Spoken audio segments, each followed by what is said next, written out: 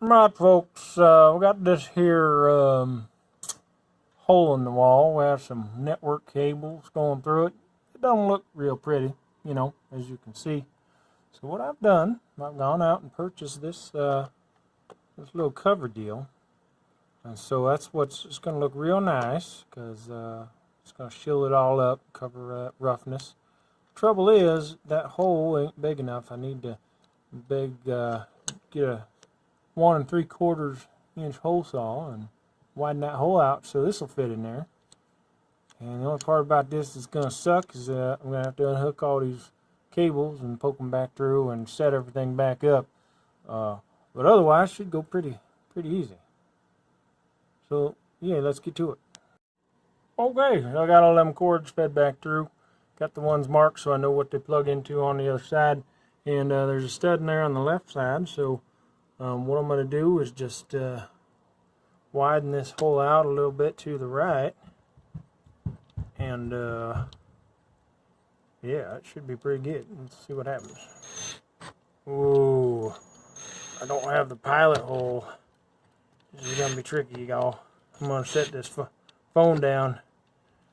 Yeah, I got to set this phone down.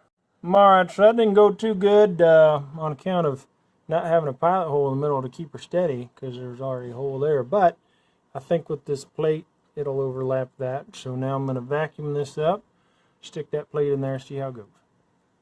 Yeah, so there's my plug that came out of there. You can see it's chewed up real good on account of it getting squirrely on me. But, alright, so let's see how this fits in here.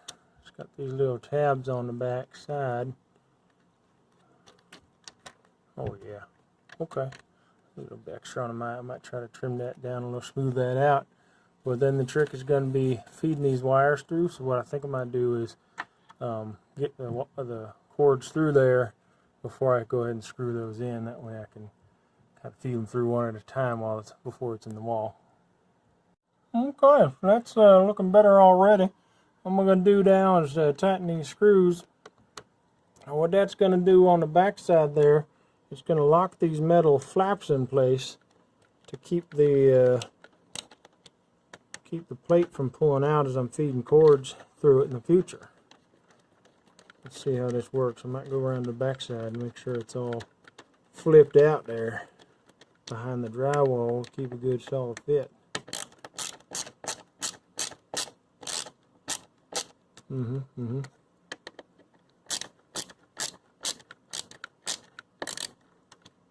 Alright, let's take a look back behind here. Should be alright.